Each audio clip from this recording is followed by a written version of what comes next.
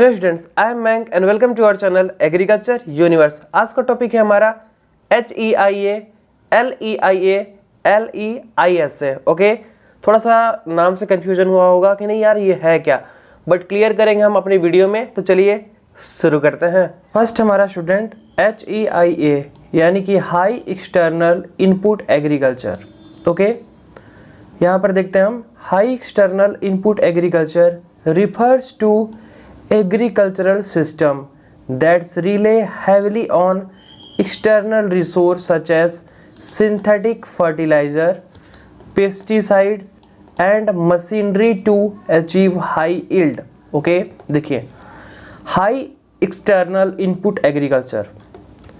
High external input का मतलब हम समझ पा रहे हैं कि नहीं, ऐसा कुछ हाई दिया जा रहा है हमारे एग्रीकल्चर में, हमारे कृषि में। क्या दिया जा रहा है? High external input agriculture refers करता है टू एग्रीकल्चरल सिस्टम को that's relay heavily on external resource, जिसमें एक्सटर्नल रिसोर्स दिया जा रहा है, सच एज सिंथेटिक फर्टिलाइजर, जैसे कि सिंथेटिक फर्टिलाइजर हो गया, पेस्टिसाइड हो गया। ओके, सिंथेटिक फर्टिलाइजर दे रहे हैं, पेस्टिसाइड दे रहे हैं, and machinery to achieve high yield, और मशीनरी का भी प्रयोग कर रहे हैं हम ताकि हमारा जो उपज हो वह बहुत ज़्यादा हो, हाई हो। This system often require significant input of energy, यानी कि यह जो सिस्टम है इसमें अच्छी खासी सिग्निफिकेंट इनपुट की ज़रूरत पड़ेगी, आपकी एनर्जी की। ओके, जैसे कि वाटर हो गया and chemical substance to maintain productivity, और केमिकल सब्सटेंस जिनकी आवश्यकता पड़ेगी प्रोडक्टिविटी, जो हमारा पैदावार है उसको मेंटेन करने के लिए। यही है हाई एक्सटर्नल इनपुट एग्रीकल्चर, जिसमें हम पर्याप्त तरीके से फर्टिलाइजर का यूज कर रहे हैं, पेस्टिसाइड का यूज कर रहे हैं, केमिकल सब्सटेंस का यूज कर रहे हैं, जिससे जो प्रोडक्टिविटी है वो बढ़े। ओके, चलिए देखते हैं नेक्स्ट क्या लिखे गए हैं यहाँ पे student. While they can result in large harvest, और यहाँ पर हमको देखने को मिलेगा कि रिजल्ट जो होगा वह लार्ज हार्वेस्ट, यानी कि जो हार्वेस्ट होगी, जो कटाई होगी बहुत ज़्यादा होगी। ऑफ कोर्स होगी भाई, क्यों नहीं होगी। आप पेस्टिसाइड इतना हाई एक्सेस यूज कर रहे हो, फर्टिलाइजर यूज कर रहे हो, केमिकल सब्सटेंस यूज कर रहे हो, मशीनरी का इस्तेमाल कर रहे हो, तो वहाँ पर हार्वेस्टिंग हमको बहुत ज़्यादा देखने को मिलेगा। ठीक है, they also come with environmental and sustainability challenge, लेकिन यहाँ पर बताया जा रहा है कि यहाँ पर क्या आएगा, इन्वायरमेंटल सस्टेनेबिलिटी चैलेंज भी देखने को मिलेगा। हमारा जो वातावरण है, हमारा जो सस्टेनेबिलिटी है, स्थिरता है, वहाँ पर चैलेंज फेस करना पड़ेगा।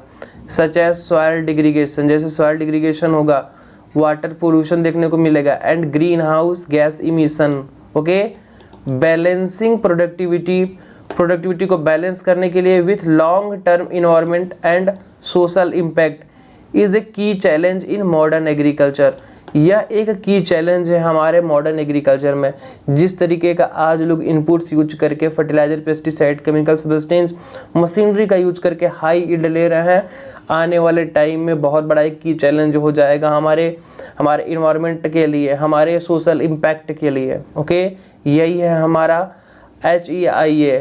Okay, that's complete. चले देखते हैं नेक्स्ट सेकेंड टॉपिक हमारा स्टूडेंट LEIA, यानी कि low external input agriculture. Okay, चलिए देखते हैं।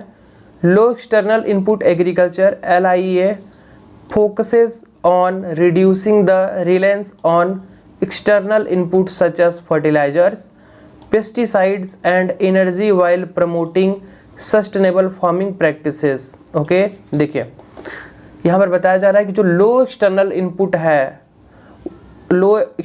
एग्रीकल्चर है, यह मेन फोकस करता है on reducing the reliance on external input. इसका ज़्यादातर फोकस होता है कि नहीं, कम से कम हम जो है वह एक्सटर्नल इनपुट देंगे, यानी कि रिड्यूस हो जाता है यहाँ पे क्या, फर्टिलाइज़र, पेस्टिसाइड, ये सब रिड्यूस हो जाते हैं। लो एक्सटर्नल इनपुट एग्रीकल्चर नाम से पता चल रहा है कि इसमें जो हम लोग इनपुट दे रहे हैं वह लो है। ओके, यानी कि आपका क्या दे रहे हैं, कम, fertilizer and pesticide, and energy while promoting sustainable farming practices, और एनर्जी भी, जिससे कि हमारा प्रमोशन मिले सस्टेनेबल फार्मिंग प्रैक्टिसेस को, स्थायी कृषि जो प्रैक्टिसेस हैं इनको प्रमोट मिले। Okay, LEIA method include crop rotation LIA में कुछ आपके मेथड इंक्लूड हो जाते हैं, जैसे कि क्रॉप रोटेशन हो गया, फसल चक्र, इंटर क्रॉपिंग हो गया, एग्रो फॉरेस्ट्री हो गया, कंपोस्टिंग हो गया, and using native breed suited to local condition, यानी कि जो नेटिव ब्रीड होगा हम उसे ही लगाएंगे जहाँ जिस कंडीशन पे वो सूट होगा, यानी कि जैसे यहाँ का लोकल कंडीशन है तो उसके हिसाब से हम वहाँ पे क्रॉप लगाएंगे। ओके, ऐसा नहीं कि बाहर का क्रॉप ला के लगा दिया और फर्टिलाइजर पेस्टिसाइड एक्सेसिव देके उसको पैदा कर रहे हैं, तो ये हार्मफुल होगा। इसलिए हम जो लोकलिटी क्रॉप है उसी को लगाते हैं। This technique help conserve resource, और इस तरीके से आप जो रिसोर्सेज हैं, स्रोत हैं, उनको भी आप सुरक्षित कर पाएंगे, संरक्षण कर पाएंगे इसका। इम्प्रूव सॉयल हेल्थ, और जो सॉयल की हेल्थ है उसको भी सुधार कर पाएंगे। And promote long term agricultural sustainability, और इस तरीके से आप लंबे समय के लिए कृषि को स्थिर बना पाएंगे। ठीक है, यानी कि हम लो इनपुट डालेंगे जब अपने मतलब कि एग्रीकल्चर में जो भी फर्टिलाइज़र हो गया, पेस्टिसाइड हो गया, तो इससे क्या होगा, हमारा जो फार्मिंग सिस्टम है वो भी मेंटेन रहेगा, हमारी जो सॉयल की फर्टिलिटी वो भी मेंटेन रहेगी। उसके बाद हम लॉन्ग टर्म में कृषि को परफॉर्म कर पाएंगे, स्थिर रहेगा। तो ये हो गया हमारा LEIA, दैट्स कंप्लीट। चलिए स्टूडेंट देखते हैं नेक्स्ट थर्ड टॉपिक, LEISA, यानी कि low external input sustainable agriculture. Okay student, चलिए देखते हैं ये Low external input sustainable agriculture (LEISA) refers to farming practices that minimize the use of external input such as synthetic fertilizer, pesticide and energy instead. Okay, यहाँ पे देखिए बताया जा रहा है कि low external input sustainable agriculture क्या है। यह रिफ़र करता है फार्मिंग प्रैक्टिसेस दैट मिनिमाइज, जो कि मिनिमाइज कर रहा है यूज ऑफ एक्सटर्नल इनपुट, यानी कि जो हम लोग एक्सटर्नल इनपुट डाल रहे हैं उसमें फॉर्म में अपनी कृषि में, उसको ये क्या कर रहा है, मिनिमाइज कर रहा है। क्या डालते हैं भाई हम, synthetic fertilizer, pesticides and energy state, इसको क्या कर रहा है, मिनिमाइज कर रहा है। That's clear. चलिए देखते हैं नेक्स्ट पॉइंट क्या लिखा गया है। LEISA focuses on utilizing natural resource such as organic fertilizer, crop rotation, intercropping and biological pest control. Okay, यहाँ पे बताया जा रहा है कि जो LISA है इसका मेन फोकस होता है यूटिलाइज करने का सही तरीके से जो नेचुरल रिसोर्स, जो प्राकृतिक स्रोत हैं, जैसे कि ऑर्गेनिक फर्टिलाइजर, क्रॉप रोटेशन कराएंगे हम, इंटरक्रॉपिंग कराएंगे, बायोलॉजिकल पेस्ट कंट्रोल कराएंगे, to maintain soil fertility and productivity, जिससे सॉयल की फर्टिलिटी भी मेंटेन रहे और उसकी प्रोडक्टिविटी भी। That's clear. चलिए देखते हैं नेक्स्ट पॉइंट क्या लिखा गया। While reducing environmental impact. Okay student, जिससे जो वातावरण पे इम्पैक्ट पड़ रहा है, प्रभाव पड़ रहा है, वह रिड्यूस हो जाए, कम हो जाए।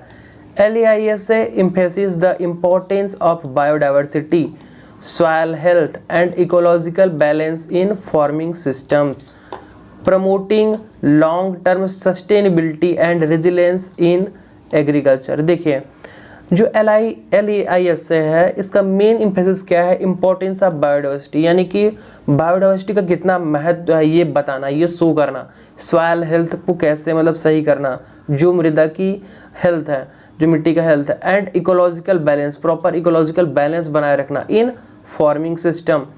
ये प्रमोट करता है लॉन्ग टर्म सस्टेनेबिलिटी, ओके, यानी लंबे समय तक स्थिर रहने के लिए, एंड रेजिलेंस इन एग्रीकल्चर, और प्रॉपर रेजिलेंस हमारा जो है एग्रीकल्चर रहे। तो ये क्या हो गया, एक तरीके का सपोर्ट करता है सस्टेनेबल एग्रीकल्चर को, ताकि लॉन्ग टर्म एग्रीकल्चर परफॉर्म हो सके, और जितने भी आज का टाइम हम क्रॉप प्रोडक्शन यूज कर रहे हैं, फसल का पैदावार ले रहे हैं, आने वाले टाइम में भी हम उससे उतना इस्तेमाल कर पाएँ। That's clear. सो स्टूडेंट, इसी के साथ आज का टॉपिक हमारा कंप्लीट होता है। होप आपको वीडियो पसंद आया होगा। कोई भी माइंड में कन्फ्यूजन रहता है, कोई भी लाइन को लेके अगर आपको प्रॉब्लम होता है, कोई ऐसा लगता है कि नहीं यहाँ पे ये हम छोड़ दिए हैं, मिसअंडरस्टैंडिंग हो गया है, थोड़ा बहुत प्रोनाउंसिएशन में अगर दिक्कत हो गया है, तो वो चीज़ आप कमेंट के थ्रू बता सकते हैं यार। ओके, फिर मिलते हैं नेक्स्ट वीडियो में, तब तक के लिए बाय बाय, टेक केयर।